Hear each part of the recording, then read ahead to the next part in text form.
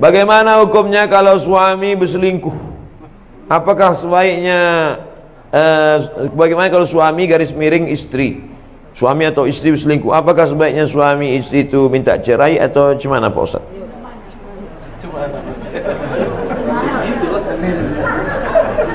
Jadi saya khutbah Jumat. Selesai saya khutbah Jumat, datanglah bapak-bapak menangis. Ada apa Pak? Saya tenangkan dulu. Setelah tenang, apa masalahnya?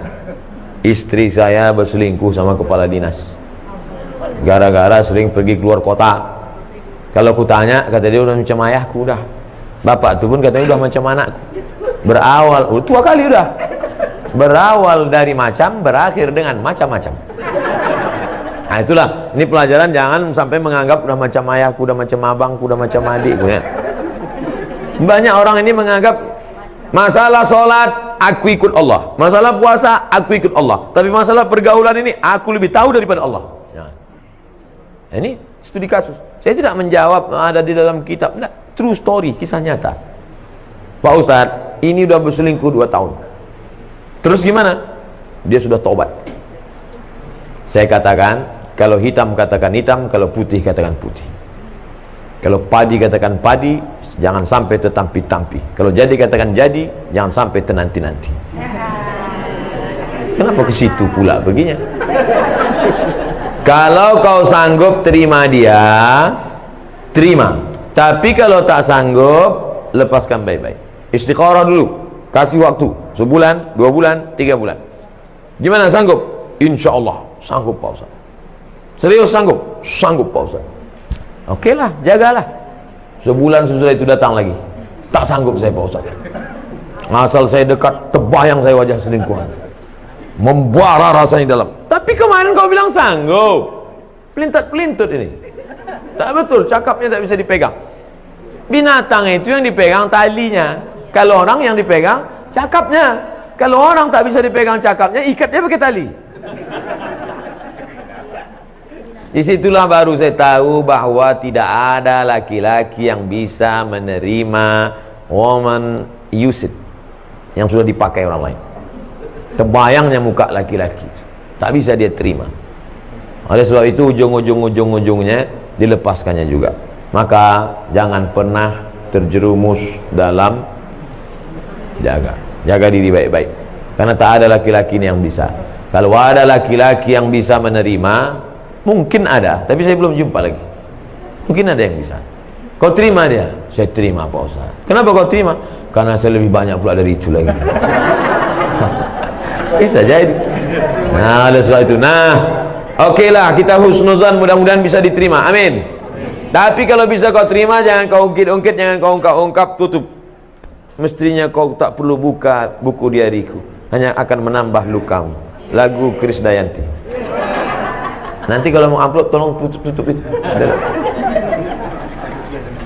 Oleh sebab itu, maka kalau terima dengan baik. Tapi kalau tak terima, lepaskan dengan baik, sampaikan ke hakim. Hakim akan menjatuhkan talak. Hakim akan menjatuhkan talak. Tak bisa talak di rumah, hakim nanti akan menjatuhkan. Laki-laki menjatuhkan, tapi resminya menurut hukum, maka hakim. Oleh sebab itu, maka mudah-mudahan kita terselamatkan dari perbuatan-perbuatan macam ini. Amin ya rabbal alamin. Ada pertanyaan? Ada pertanyaan? Silakan.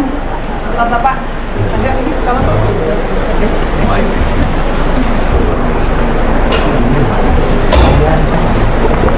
Assalamualaikum warahmatullahi wabarakatuh. Waalaikumsalam warahmatullahi wabarakatuh. Bagaimana hukumnya jika kita takziah sedangkan almarhum itu orang lain, apakah pahala sampai kepada almarhum?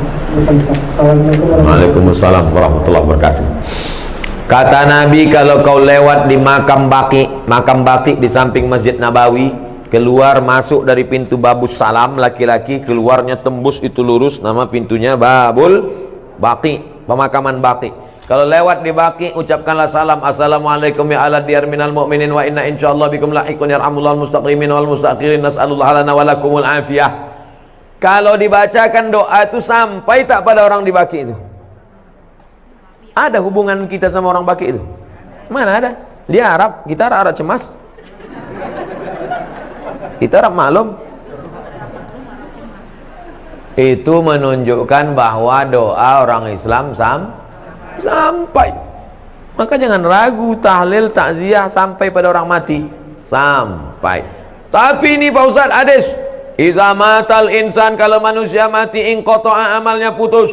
Kecuali 3. Waladun salihun, ilmun yuntafa'u bih, shadaqatun jariyah. Ini orang tak paham hadis. Abdul Somad kalau mati, amal Abdul Somad ini putus. Bukan amal bapak ibu putus ke saya. Amal bapak ke saya putus apa tidak? Tidak. Kalau putus amal bapak, macam mana ada sholat jenazah? Sholat jenazah itu amal saya apa amal bapak? Amal kami. Amal ibu bapak. Saya udah mati udah. Tapi amal saya dulu ada 3 yang tetap mengalir. Yang pertama, Abdul Somad ceramah-ceramah diamalkan oleh jamaah, mengalir. Yang kedua, rupanya Abdul Somad peletakan batu pertama, mengalir walaupun sebiji batu.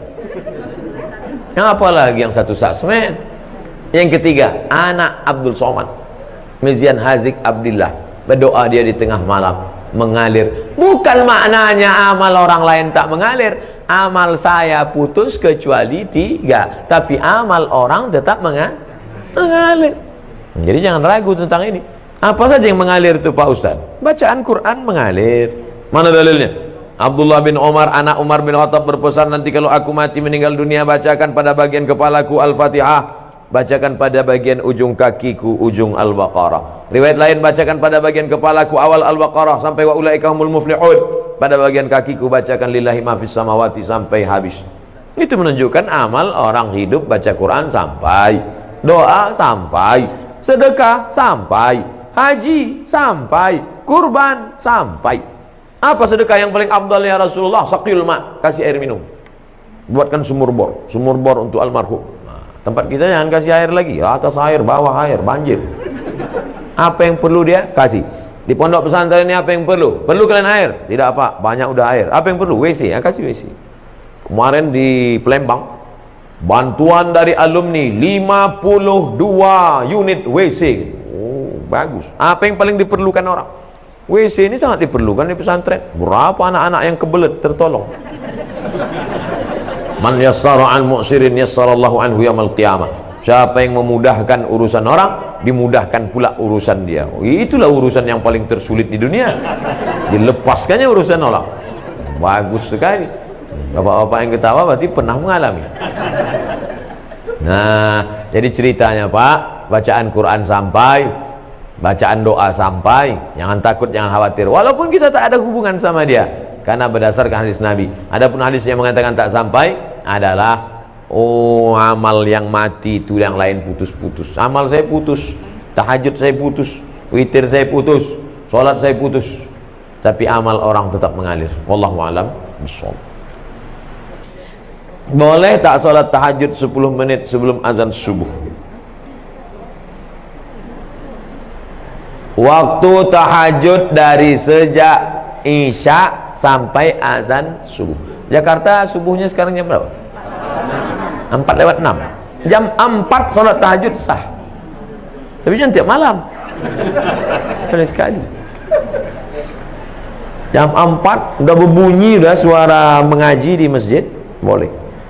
Yang penting belum masuk waktu subuh. Saya tidak mengatakan azan. Saya tidak mengatakan azan. Belum masuk waktu subuh.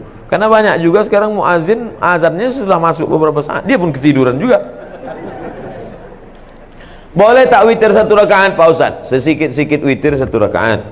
3, 5, 7, 9, 11. Habis. 11 paling banyak.